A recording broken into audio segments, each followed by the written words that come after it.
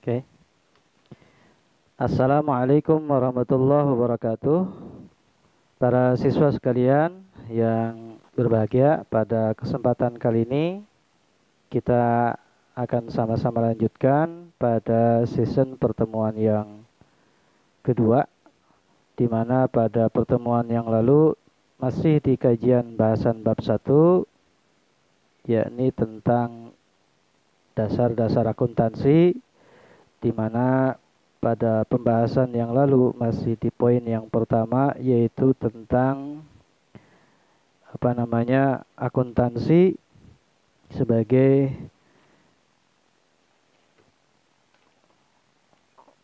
sistem informasi. Nah, sekarang kita akan melanjutkan bahasan pada prinsip dan dasar asumsi atau asumsi dasar akuntansi. Dari prinsip dasar akuntansi ini terbagi ke dalam 5 bagian, yaitu diantaranya ada prinsip biaya historis.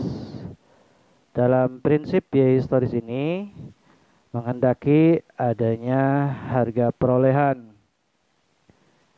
sehingga kemudian baik daripada berupa harta atau aktiva yang sama dengan kewajiban, ini diharapkan masing-masing memiliki prinsip biaya historis. Kemudian yang kedua, prinsip pengakuan pendapatan. Dalam prinsip pengakuan pendapatan ini terdapat adanya aliran masuk berupa harta sebab dari kegiatan transaksi perusahaan. Kemudian juga yang ketiga, ada prinsip mempertemukan, yakni prinsip ini mempertemukan antara biaya dan pendapatan. Kemudian yang keempat, ada prinsip konsistensi, keberlangsungan daripada periodik kegiatan perusahaan. Kemudian juga yang kelima, ada prinsip pengungkapan penuh, dalam hal ini menyajikan lengkap seluruh laporan keuangan. Kemudian ada asumsi dasar akuntansi. Berkenaan dengan asumsi dasar akuntansi ini, pada praktiknya bahwa yang pertama, asumsi tentang kesatuan usaha. Yang dimaksud dengan asumsi kesatuan usaha ini terpisahnya kepentingan pemilik dengan perusahaan. Kemudian yang kedua, adanya kelangsungan usaha, sehingga pada prinsip ini diharapkan adanya keberlanjutan daripada kegiatan perusahaan itu sendiri. Kemudian pembahasan berikutnya adalah tentang konsep dasar akuntansi. Konsep dasar akuntansi ini memiliki 2 konsep. Yang pertama ada konsep entitas usaha. Dalam konsep entitas usaha ini, bahwa penting karena membatasi data transaksi dalam sistem akuntansi terhadap data yang berhubungan langsung dengan kegiatan usaha. Kemudian yang kedua ada konsep biaya. Dalam konsep biaya ini ada namanya konsep objektivitas, dan yang kedua ada konsep unit pengukuran. Nah, kemudian bidang-bidang akuntansi. Bidang-bidang akuntansi ini ada yang pertama akuntansi keuangan. Kemudian ada akuntansi auditing, ada akuntansi biaya, ada akuntansi manajemen, kemudian ada akuntansi anggaran, ada akuntansi perpajakan, ada sistem akuntansi, dan ada akuntansi pemerintahan, serta akuntansi pendidikan. Nah, yang lebih menarik di sini adalah bicara tentang akuntansi pendidikan. Akuntansi pendidikan ini adalah di mana sebagaimana kita pelajari untuk materi akuntansi ini kemudian diajarkan terutama di SMA kelas 12, sehingga materi atau pelajaran akuntansi ini disebut sebagian daripada akuntansi pendidikan. Ketika bicara bidang-bidang akuntansi, jelas kemudian akan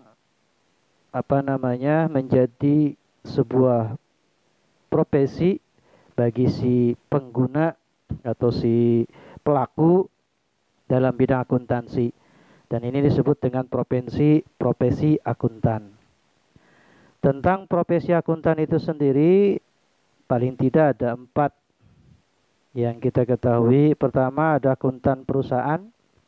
Ini akuntan yang berada di dalam atau internal perusahaan itu sendiri, di mana kepentingan seorang akuntan perusahaan, dia bertanggung jawab hanya pada pengelola perusahaan. Dalam hal ini baik daripada direktur atau juga manajer sebagai atasan di dalam kegiatan perusahaannya. Kemudian yang kedua ada akuntan publik. Nah, profesi akuntan publik ini adalah profesi akuntan yang biasa dijadikan sebagai konsultan dalam kegiatan pembuatan akuntansi, ya, sehingga kemudian dia dijadikan sebagai konsultan berkaitan dengan akuntansi.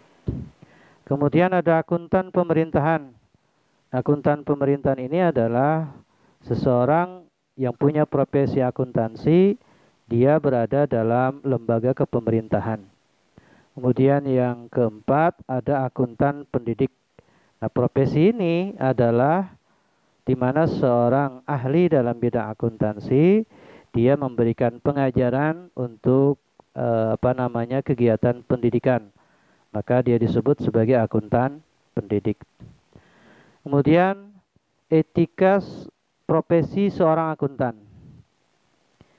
Etika profesi seorang akuntan ini perlu diantaranya yang pertama menghindari pelanggaran etika sekecil apapun yang berkaitan daripada kegiatan profesi akuntannya itu sendiri. Semacam di dalam kegiatan pembuatan pelaporan harus dilakukan dengan sejujur-jujurnya sesuai dengan fakta transaksi yang terjadi. Sehingga penting untuk kemudian menghindari pelanggaran etika. Kemudian yang kedua, menekankan pada reputasi jangka panjang.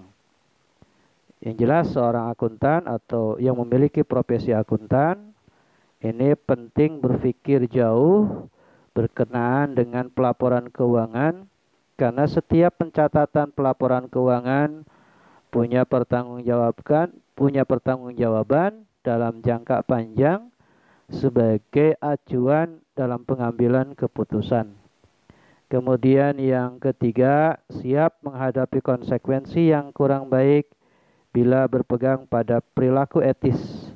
Artinya sekuat-kuatnya atau istilahnya kalaupun memang terjadi kepentingan yang mendorong untuk dia melakukan perilaku curang, maka bagi seorang akuntan dalam etikanya siap menghadapi konsekuensi yang kurang baik dan tetap berpegang pada perilaku etis.